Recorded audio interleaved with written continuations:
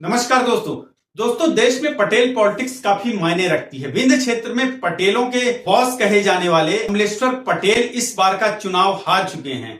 इस बार का चुनाव हारने का रीजन क्या रहा है? कमलेश्वर पटेल क्यों पटेलों के बॉस कहे जाते हैं, आइए जानते हैं इस वीडियो के माध्यम से।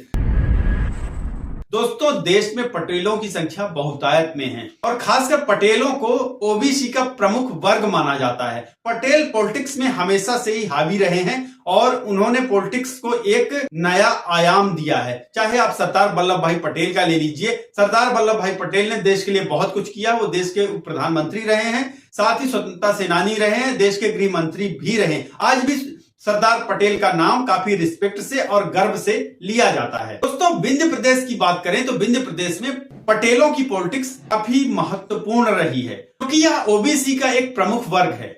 देश का पटेल वर्ग राजनीति की धुरी माना जाता है। बघेल खंड में कमलेश्वर पटेल को ओबीसी और पटेलों का बॉस कहा जाता है और इससे पहले ये तमगा सतना के गणेश सिंह को मिला हुआ था। लेकिन गणेश सिंह ने जातिगत राजनीति को फर्श पर लाकर खुद भी और सतना जिले को भी काफी पीछे कर दिया है। इससे पहले इंद्रजीत पटेल थे जो कि वो सभी वर्गों के नेता माने जाते थे, वो सभी के चहेते थे। उन्होंने कभी जातिगत राजनीति नहीं की, तभी तो वो ब्राह्मण क्षत्रिय वैश्य सभी के नेता माने जाते थे। और अब कमलेश्वर पटेल उनके पुत्र, जो कि सीधी ही नहीं पूरे विंध्य क्षेत्र के कांग्रेस पार्टी के कद्दावर नेता माने जा रहे थे।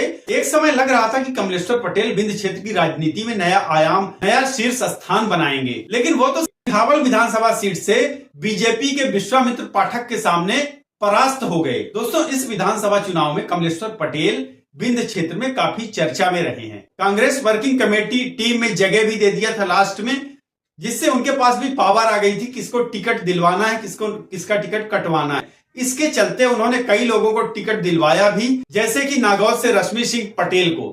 खुद तो डूबे ही डूबे, दूसरों को भी डुबा दिया। जिन सभी की राजनीति इन्होंने चौपट करवा दी। जिनको उम्मीदवारी तय करने की जिम्मेदारी मिली थी वो खुद ही चुनाव हार गए। कमलेश्वर पटेल को ओबीसी समाज का और पटेलों का बॉस कहा जाता है, लेकिन यह इस बार के चुनाव नतीजों ने साफ कर दिया है कि कमलेश्वर पटेल ओबीसी के नहीं बल्कि पटेल समाज के सरदार हैं। क्योंकि अगर वो ओबीसी के नेता होते तो सिंहावल से उनकी प्रचंड हार नहीं हुई होती और अब इस हार के बाद तो उनका तिलस्म टूटता हुआ दिख रहा है। मध्य प्रदेश बीजेपी के नेता काफी खुश हैं क्योंकि उन्होंने पटेल पॉलिटिक्स का अंत कर दिया है, विंध्य की पटेल पॉलिटिक्स को धराशायी कर दिया है। अगर एक नजर आप देखेंगे ना किस तरह से पटेलों की पॉलिटिक्स खत्म होने के कगार में है, खासकर विंध्य क्षेत्र में। आप नागौर से देखिए, जिनको रश्मि सिंह पटेल को, जिनको की कमलेश्वर पटेल ने ही खुद सिफारिश करके टिकट दिलवाई थी, वो चुनाव हार जाती हैं और हारती भी कैसे हैं, तीसरे स्थान पर होती हैं। वहीं अमरपाटन के पूर्व भाजपा विधायक रामखिलावन पटेल का तो याद होगा ना, जो कि चलते चलते नकली नोट उठाया था 2000 रुपए का और वीडियो भी वायरल हुआ था ये वाला काफी। यही रामखिलावन पटेल जब विधायक थे, इन्होंने 5 साल तक अपने क्षेत्र में सिर्फ जातिवाद का जहर घोला है। पटेल पॉलिटिक्स का झंडा गाड़े हुए थे, जिस वजह से इस बार उनका हारना भी तय माना जा रहा था पहले से ही, और वो हार गए। ऐसा नहीं है कि पार्टी यहाँ पर मायने रखती, यहाँ पर व्यक्तित्व भी मायने रखता है। मायावती ने भी पटेल पॉलिटिक्स की चाल चली थी। उन्होंने भी अपने पार्टी से सिमरिया विधानसभा सीट से पटेल को टिकट दिया था, पंकज पटेल को। आप सिमरिया विधानसभा ले लीजिए पंकज पटेल, आप नागौर से ले लीजिए रश्मि सिंह पटेल, वहीं अमरपाटन से ले लीजिए रामखिलावन पटेल, और आप देवतलाव से ले लीजिए अमरनाथ पटेल। लग रहा था कि ये कुछ कर पाएंगे, दूसरे स्थान पर रहेंगे। और वहीं त्योंथर से रमाशंकर सिंह पटेल, जो कि काफी बड़े नेता माने जाते हैं, और लग भी रहा था कि सिद्धार्थ तिवारी इनके सामने फेल हो जाएंगे। किस तरह से पटेल पॉलिटिक्स धराशायी हुई है विंध्य क्षेत्र में। एकमात्र मऊगंज से प्रदीप पटेल इकलौते चुनाव जीत पाए हैं, बाकी सारे के सारे पटेल पॉलिटिक्स वाले धराशायी हो चुके हैं। सिरमौर में राजमणि पटेल के पुत्र को लग रहा था कि टिकट मिलेगा, लेकिन अच्छा ही हुआ, उदय होने से पहले ही अस्त हो जाते।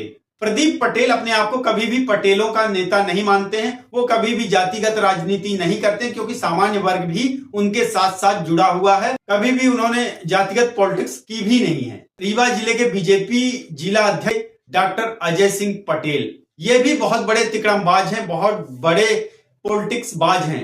और ये भी जहां तहां अपना पॉलिटिक्स चलाने लगते हैं। ये तो आजकल ऐसा मानने लग गए हैं, इनका कहना है कि ये पूरे देश में मोदी से भी ज्यादा पॉपुलर हैं। अगर रीवा के डॉक्टर अजय पटेल ये काफी चर्चा में रहे हैं, इस बार बीजेपी से लोकसभा टिकट के लिए भी चर्चा में रहे। इन्होंने अपने आप अखबारों में अपनी चर्चा छपवाई, अखबारों में इन्होंने अपना नाम निकलवाया और अपना खूब प्रचार प्रसार करवाया कि डॉक्टर अजय सिंह पटेल इस बार रीवा लोकसभा बीजेपी के कैंडिडेट बनने जा रहे हैं। अपनी तुलना मोदी जी से कर दी कि हम जी सर्वे के हिसाब से मोदी जी से ये ज्यादा पॉपुलर हैं।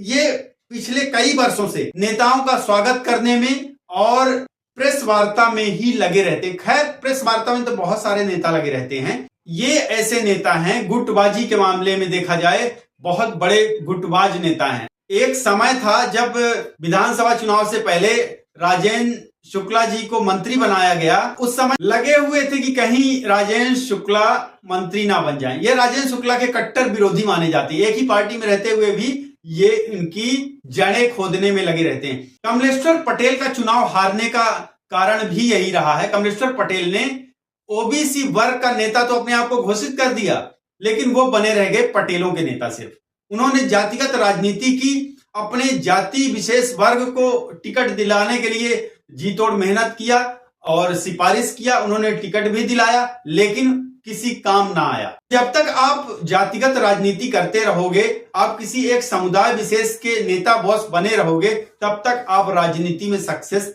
नहीं हो पाओगे। और अब जबकि कमलेश्वर पटेल को कांग्रेस पार्टी ने सीधी लोकसभा सीट से उम्मीदवार बनाया है, उनके ऊपर विश्वास जताया है, कांग्रेस पार्टी को लग रहा है कि कमलेश्वर पटेल सीधी लोकसभा सीट जीत जाएंगे, क्योंकि बीजेपी ने यहां पर नया कैंडिडेट उतारा है। कमलेश्वर पटेल का रवैया अगर यही रहा तो फिर से उनको हार का मुंह देखना पड़ेगा और कमलेश्वर पटेल की राजनीति धरातल पर चली जाएगी। कमेंट करके बताइएगा, क्या कमलेश्वर पटेल सीधी लोकसभा सीट में डॉक्टर राजेश मिश्रा को कितनी टक्कर दे पाएंगे। चैनल को सब्सक्राइब कर लीजिए, ये फ्री में है। अगर आप लोगों को किसी तरह का विज्ञापन देना है तो नीचे दिए गए नंबर पर आप संपर्क कर सकते हैं, मेल कर सकते हैं। बहुत बहुत धन्यवाद। नमस्कार, जय हिंद, जय भारत।